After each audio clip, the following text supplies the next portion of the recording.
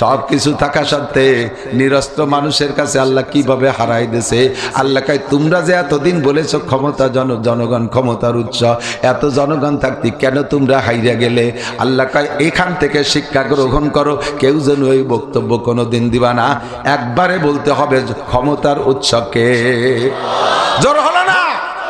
ফসল দেয় কে? কেড়ে নেয় কে? গেড়ে মাছ দেয় কে? কেড়ে নেয় আমার আল্লাহ। বন্যার পানি দিয়ে, কয়েকদিনের বৃষ্টি দিয়ে এই দেশের ঘরের গলা সমান পানি দিয়ে গেরবেড়ি ভাষায় নিয়ে গেল। এত জনগণ থাকলে তোমাদের মাছ কেন নিয়ে গেল? ঠেকাতে পারলে না কেন? কিছুই করতে পারবে না। যা কিছু করবে লা তুশরিক বিল্লাহ, আল্লাহর সাথে শিরিক করো না। ওই জায়গা আকীদা রাখো। আল্লাহ কয় নগতের উপরে তুই আমার পর বিশ্বাস আর আস্থা তৈরি কর, আমি আসমান জমিন থেকে রহমত আর বরকতের দরজা পাঠিয়ে দেব। আর যারা আমার সংবিধান মানে নাই তাদের বাড়ি বাড়ি যে একটু ঘুরে দেখে আয়, একটা শিক্ষা সফরে যা। আমি 3-4টে শিক্ষা সফরকে সামনে নিয়ে আলোচনা শুরু করছি। আমার স্বাস্থ্য শরীরে যতক্ষণ কুলায় অতক্ষণ বলবো, যেটুক বাকি থাকে সে আল্লাহ বসালে আর একদিন বলবো। যেখান থেকে যে জায়গা যে থাকিয়ে যায়। আল্লাহু আকবার। আল্লাহ পাক এই শিক্ষা সফরের অর্ডার করে কয় কুল সিরু ফিল আরদ, নাসির তুমি উম্মতকে বলে দাও সিরু ফিল আরদ, জমিনের ভিতর দিয়ে একটু ঘুরে আসো, একটু বেড়ায় আসো, একটু সফর করে আসো। ফিল আরদ ফানজুরু, আর একটু দেখে আসো, একটু দেখে আসো কাইফা কানা আকিবাতুল মুকাজ্জিবিন, সংবিধান না মানা পার্টির কি পরিণতি হয়েছে দেখে আসো। আখুদা বন্দে কে হাঙ্গামে সাহার কর দে কওমে লুতে রাজে রোজবর, কর দে কওমে লুতে রাজে রোজবর। ইব্রাহিম আলাইহিস সালাতু ওয়াস সালামের ভাগ্নের নাম লূত আলাইহিস সালাম। ইব্রাহিম আলাইহিস সালাম ছিলেন রসুল, আর ওনার অধীনে কয়েকজন নবী কাজ করত বিভিন্ন এলাকায়। কওমে লূতের জন্য ওনার ভাগ্নে লূত আলাইহিস সালামকে উনি নবী বানাই দিয়েছেন। আল্লাহ নবী বানাই দিয়েছেন, উনি তাকে আঞ্চলিক ডিউটি দিয়েছে। ভাগ্নে তুই খালি তোর কওম রে হিদায়াত দিবি, বাইরে কোনো জায়গা ওয়াজ করতে তোর যাওয়ার দরকার নাই, তুই খালি তোর কওম রে সাইজ করতে পারলে হবে। আর ওই কওমের স্বভাব ছিল বলতেও লজ্জা লাগে, ঘৃণা লাগে, পুরুষে পুরুষে সমকাম করা তাদের স্বভাব। দাড়ি কি শরঈ হাইসিয়াত একটা কিতাবের মধ্যে আমি দেখেছি 3টে অপরাধকে বলা হয়েছে, 3টে অপরাধকে বলা হয়েছে কওমে লূতের এই আচরণের সমপরিমাণ অন্যায়। একটা হলো দাড়ি কাটা, আর একটা হলো টাকনুসে পুরুষটা প্যান্ট পরা, আর একটা হলো গান বাজনা গাওয়া ও শোনা। এই 3টে অপরাধে পুরুষে পুরুষে সমকাম পরিমাণ অপরাধ। কওমে লূতের স্বভাব ছিল তারা নারীদের চাইতে পুরুষদের প্রতি আকৃষ্ট বেশি ছিল। লূত আলাইহিস সালাম বহু তস করছে, বুঝাইছে, কোনো অবস্থাতেই বুঝাইতে পারে না, কোনোটাই তারা মানে না। স্বভাব একবার খারাপ হয়ে গেলে, হারামে অভ্যস্ত হয়ে গেলে হালালে মজা থাকে না। কথা কয় না? যারা সুদ খায়, এদিক তো সুদ নাই, এদিক সুদে করবে তো না, দাঁত মাঝে কুলিয়ে ফেলেছে। হ্যাঁ, খায় না কেউ? না খায়, খায়, সুদ খায় দিক। হ্যাঁ, এখন সুদ খায় না, সুদী মানুষ খায়। কথা কন? সুদে আগে মানুষে বিড়ি খায়, কিছুদিন পর বিড়িতে মানুষ খায়, লাশ কলজে ফুসফুস সব খাই মিলাই দেয়। কিছুদিন মানুষে ইয়াবা গাঁজা খায়, পরে ইয়াবা গাঁজায় মানুষ খায়। আগে মানুষের সুদ খাইতে, এখন মানুষের সুদে মানুষ খায়। বিটে ছাড়া করে তসতাস করে দিচ্ছে সুদে কারবারে। কথা কন ঠিক কি ঠিক না? অভ্যাস যদি একবার সুদের পর হয়ে যায়, আর তার ব্যবসা বাণিজ্যে মজা পায় না, ব্যবসা করতে অনেক কষ্ট হয়, সুদে টাকা লাগাই দিয়ে ঘরে বসে পয়সা কয়খান আর স্ট্যাম্প কয়টা নিয়ে বসে থাকবে, মাসে মাসে জায়গায় বসে বসিতে খুঁটায় খুঁটায় টাকা আদায় করে নেবে। কি সুন্দর, কোনো কষ্ট নাই, মার্কেট করা লাগে না, দেশ বিদেশ ঘোরা লাগে না, জায়গায় বসে বস্তা বস্তা টাকা পাচ্ছে। আর তাই যে আল্লাহ বিল্লে করতেছে, বছরের শেষে 2টি উমরা করে আসতেছে। আল্লাহ কাই সুদ দিয়ে আজি 6.5 তোর মক্কাস্তি কইছে কিনা দাতাল। তুই উড়াকান্দি জাতীয় রিস্টে ওই গোপালগঞ্জে হিন্দুকে ঠাউর বাড়ি আছে উড়াকান্দি। মোদি আইছো নে জুমন ন ছড়ি গেল, শুক্রবারে আইছিল।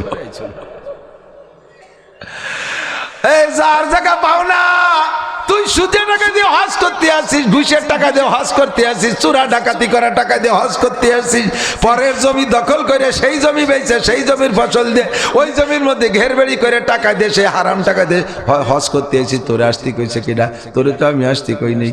আসবি তুই হালাল টাকা দিয়ে আসবি, একটা হজ্জে মাবরুর নিয়ে বাড়ি যাবি, তোর জন্য আমি জান্নাতুল ফেরদৌস। হারামে অভ্যাস হয়ে গেলে হালালে মজা থাকে না। কতক্ষণ যদি কেউ ওই জাতীয় স্বভাব হয়ে যায়, স্ত্রীতে তৃপ্তি পায় না, নারীদের মধ্যে তৃপ্তি পায় না।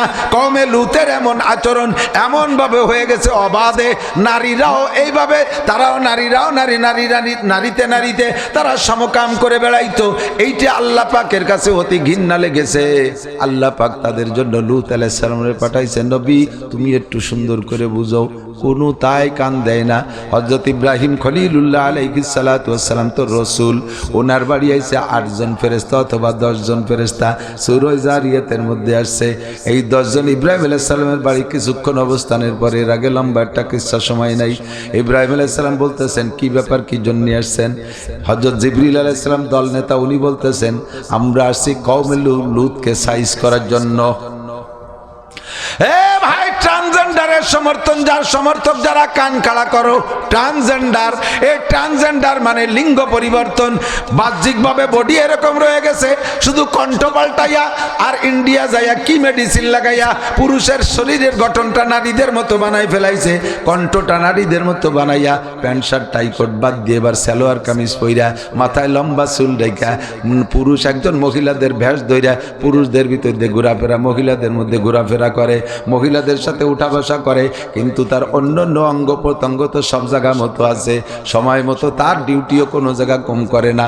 অথচ উপরে উপরে শয়তানিগুলো করে বেড়াচ্ছে পুরুষে পুরুষে সমকামকে অবাধ করার জন্য। বাংলাদেশেও এক সময় পাইতারা দেশে, বিদেশে অনেক দেশে এগুলো একেবারে সাংবিধানিকভাবে অনুমতি আছে। আল্লাহু আকবার। ইব্রাহিম আলাইহিস সালামকে জিবরিল বলতেছেন কওমে লূতকে ধ্বংস করার জন্য আসছি। ইব্রাহিম আলাইহিস সালাম বললেন আরে ওই কওমে তো আমার ভাগ্নে নবী লূত আলাইহিস সালাম, সে যাবে কোন জায়গায়? কয় সেটা আমাদের ব্যবস্থা আছে, আল্লাহ পাক শিখাই দিয়েছে। হযরত ইব্রাহিম আলাইহিস সালামের কাছ থেকে অনুমতি নিয়ে জিবরিল এই ফেরেশতাদেরকে নিয়ে চলে গেছে। জিবরাইল আর মিকাইল মাত্র 2 জন গেছে। ওই বাড়ি যখন 2 জন হ্যান্ডসাম যুবক, একেবারে আমরুদ যুবক, এই এদিক তাকান, ছেলেদের বয়স যখন 14, 15, 16 হয়, দাড়ি মোজ গজানোর আগে যদি চেহারা ভালো হয়, নারীদের চাইতে তাদের মধ্যে আকর্ষণীয় একটা ভাব আসে নারীদের চাইতে। জিবরাইল আর মিকাইল যেহেতু কওমে লূতের এই জাতীয় ছেলেদের প্রতি আকর্ষণ, ওনরা 2 জন সুদর্শন যুবক সাইজা লূত আলাইহিস সালামের বাড়ি যে বলতেছেন আসসালামু আলাইকুম আপিল বাইতে লূত আলাইহিস সালাম বাড়ি আছেন নাকি? লূত আলাইহিস সালাম গেটে এসে সালামের উত্তর দিয়ে কাঁপতেছে, কয় বাবা তোমরাই অসময় কোয়ান্তে আইছো? কয় নাহনু জয়ুফুক, আমরা আপনার মেহমান।